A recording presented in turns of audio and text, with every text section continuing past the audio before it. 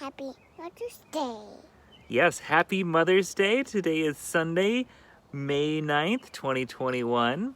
And thank you very much for joining us for worship this morning. Please join me in our welcoming statement. No matter who you are or where you are on your life's journey, you are welcome here. Can you say you are welcome here? You are welcome here. Good job. Today's service is all about eggs and cracks and using things that seemed broken, but they still have plenty of value. The Egg, a short story by Andy Weir. You were on your way home when you died. It was a car accident. Nothing particularly remarkable, but fatal nonetheless. You left behind a wife and 2 children. It was a painless death. The EMTs tried their best to save you, but to no avail. Your body was so utterly shattered that you were better off. Trust me. And that's when you met me. What happened? You asked. Where am I? You died, I said, matter-of-factly. No point in mincing words. There was a truck, and it was skidding. Yep, I said. I died? Yep, but don't feel bad about it. Everybody dies, I said. You looked around. There was nothingness, just you and me. What is this place? Is this the afterlife? More or less, I said. Are you God? You asked. Yep, I replied. I'm God. My kids, my wife, you said. What about them? Will they be all right? That's what I like to see, I said. You just died, and your main concern is for your family.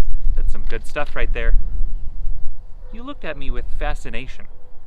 To you, I didn't look like God. I just looked like some man. Or possibly a woman. Some vague authority figure, maybe. More of a grammar school teacher than the Almighty. Don't worry, I said. They'll be fine. Your kids will remember you as perfect in every way. They didn't have time to grow contempt for you. Your wife will cry on the outside, but will be secretly relieved. To be fair, your marriage was falling apart. If it's any consolation, she'll feel very guilty for feeling relieved. Oh, he said. So what happens now? Do I go to heaven or hell or something? Neither, I said. You'll be reincarnated. Ah, you said. So the Hindus were right. All religions are right in their own way, I said. Walk with me. You followed along as we strode through the void. Where are we going? Nowhere in particular, I said. It's just nice to walk while we talk. So what's the point then, you asked? When I get reborn, I'll just be a blank slate, right? Baby. So all my experiences and everything I did in this life won't matter. Oh, not so, I said. You have within you all the knowledge and experiences of all your past lives. You just don't remember them right now. I stopped walking and took you by your shoulders.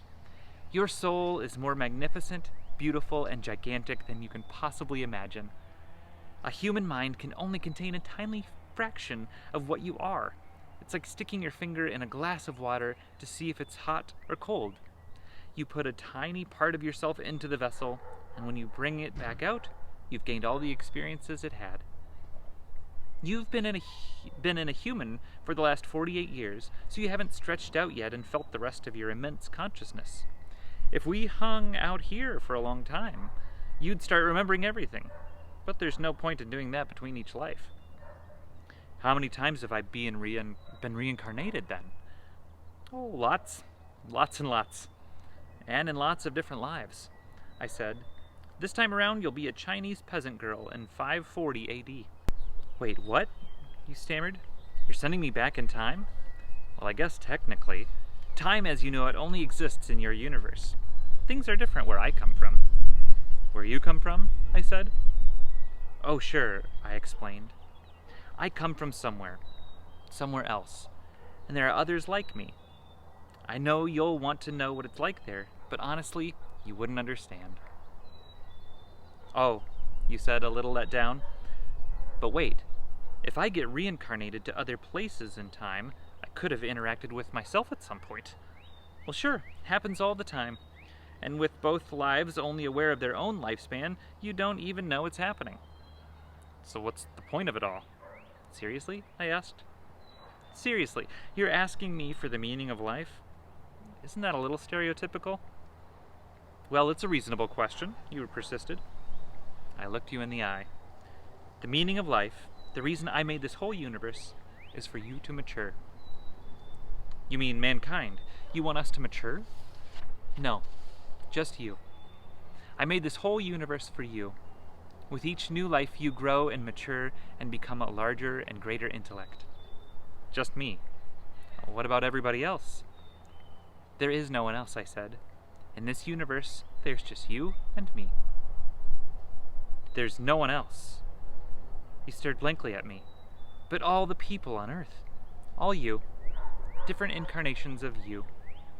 Wait, I'm everyone? Now you're getting it, I said with a congratulatory slap on the back. I'm every human being who ever lived. Or who will ever live, yes. I'm Abraham Lincoln. And you're John Wilkes Booth, too, I added. I'm Hitler, you said, appalled. And you're the millions he killed. I'm Jesus, and you're everyone who followed him. You fell silent. Every time you victimized someone, I said, you were victimizing yourself. Every act of kindness you've done to yourself. Every happy and sad moment ever experienced by any human was, or will be, experienced by you. You thought for a long time. Why? You asked me. Why do all this?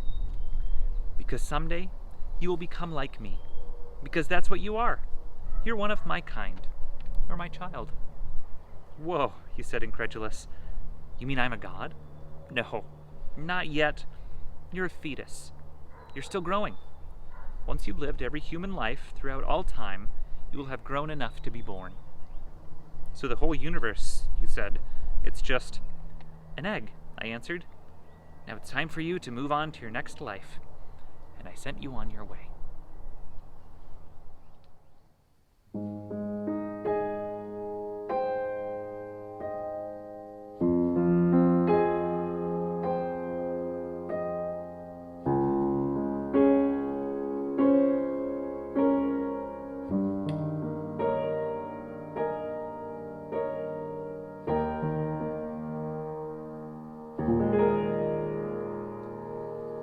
I'm like one of those Japanese bowls that were made long ago. I have some cracks in me, they have been filled with gold. That's what they used back then when they had a bowl to mend. It did not hide the cracks, it made them shine instead.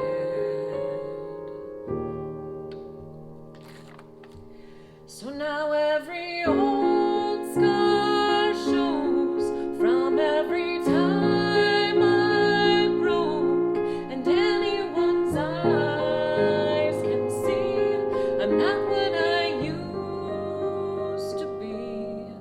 But in a collector's mind, all of these jagged lines make me more beautiful and worth a much higher price. I'm like one of those Japanese bowls. I was made long ago. I have some cracks you can see how they shine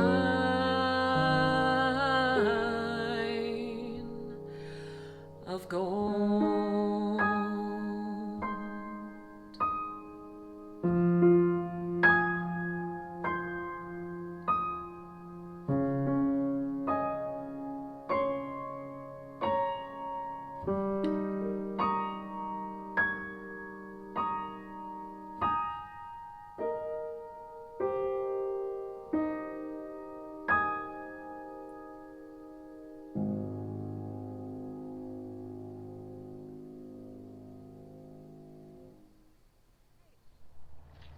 The reading today is from Psalm 118.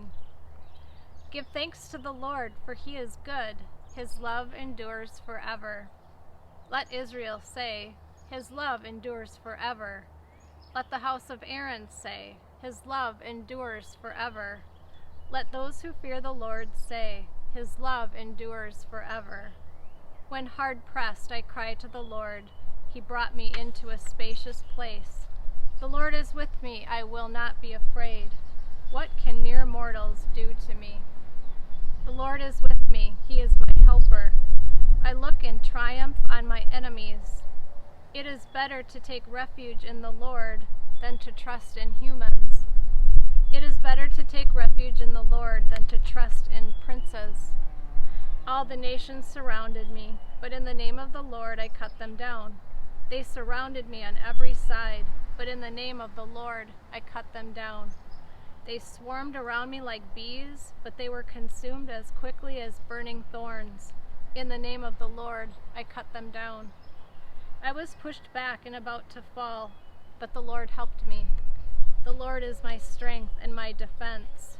He has become my salvation. Shouts of joy and victory resound in the tents of the righteous. The Lord's right hand has done mighty things. The Lord's right hand is lifted high. The Lord's right hand has done mighty things. I will not die but live, and will proclaim what the Lord has done. The Lord has chastened me severely, but he has not given me over to death. Open for me the gates of the righteous. I will enter and give thanks to the Lord. This is the gate of the Lord, through which the righteous may enter. I will give you thanks, for you answered me. You have become my salvation. The stone the builders rejected has become the cornerstone. The Lord has done this, and it is marvelous in our eyes. The Lord has done it this very day. Let us rejoice today and be glad. Lord, save us. Lord, grant us success. Blessed is he who comes in the name of the Lord. From the house of the Lord we bless you. The Lord is God, and he has made his light shine on us. With boughs in hand, join in the festal procession up to the horns of the altar. You are my God, and I will praise. And now a poem from Childhood Friends by Rumi. A close childhood friend once came to visit Joseph. They had shared the secrets that children tell each other when they're lying on their pillows at night before they go to sleep. These two were completely truthful with each other. The friend asked, "What was it like when you realized your brothers were jealous and what they planned to do?" "I felt like a lion with a chain around its neck, not degraded by the chain and not complaining, but just waiting for my power to be recognized." "How about down in the well and in prison? How was it then?" "Like the moon when it's getting smaller, yet knowing the fullness to come. Like a seed pearl ground in the mortar for medicine that knows it will now be the light of the human eye. Like a wheat grain that breaks open in the ground, then grows, then gets harvested, then crushed in the mill for flour, then baked, then crushed again between teeth to become a person's deepest understanding.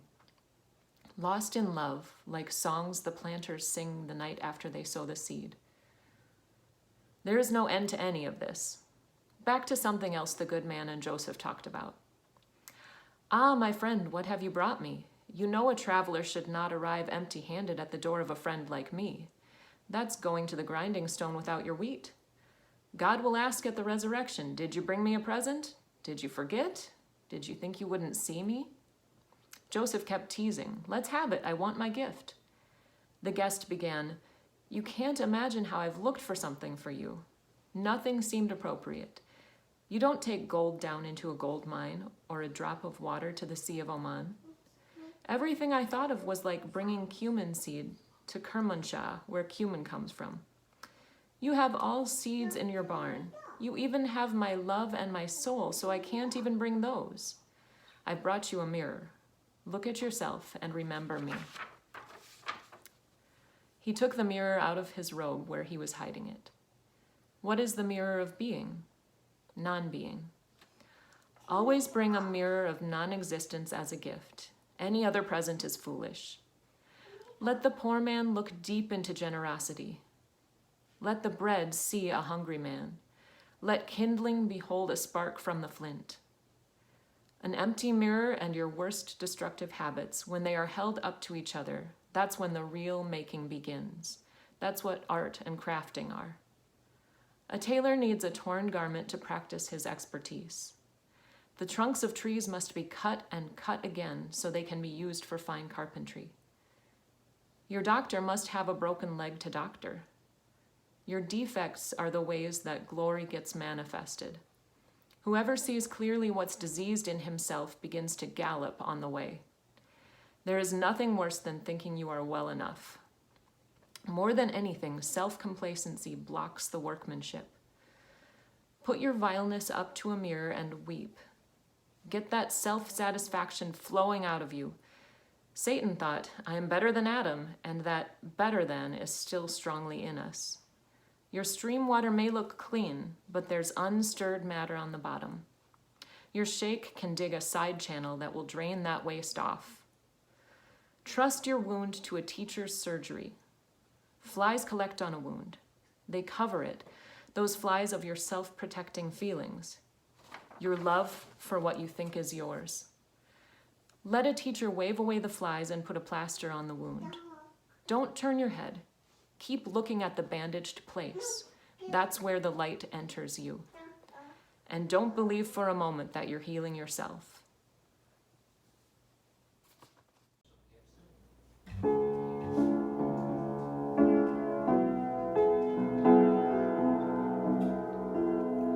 The birds they sang at the break of day. Start again. I heard them say, don't dwell on what has passed away or what is yet to be. Yeah, the wars, they will be fought again. The holy dove, she will be caught again. Bought and sold and bought again. The dove is never free. Ring the bells that still can ring.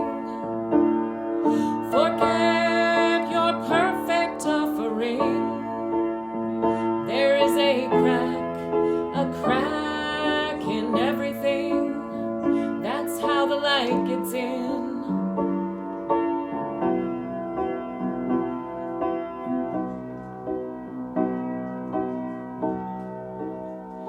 We asked for signs, the signs were sent.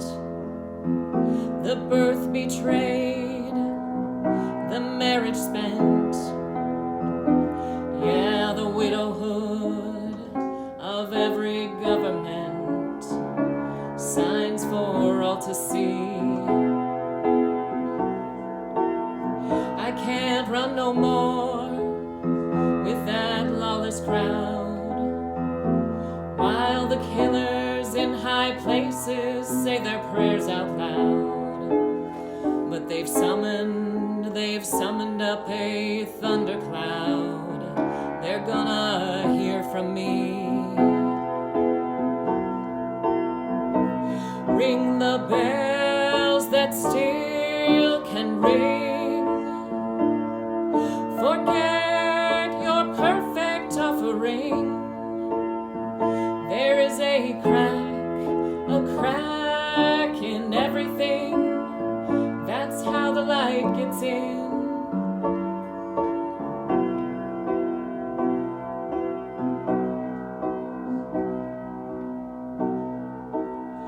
You can add up the parts, you won't have the sum.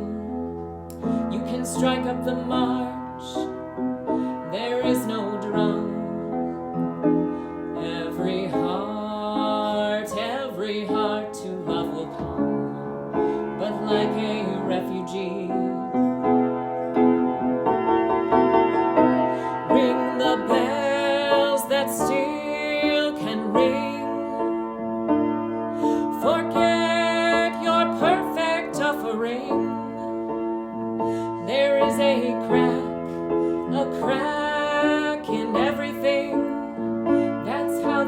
gets in. That's how the light gets in. That's how the light gets in.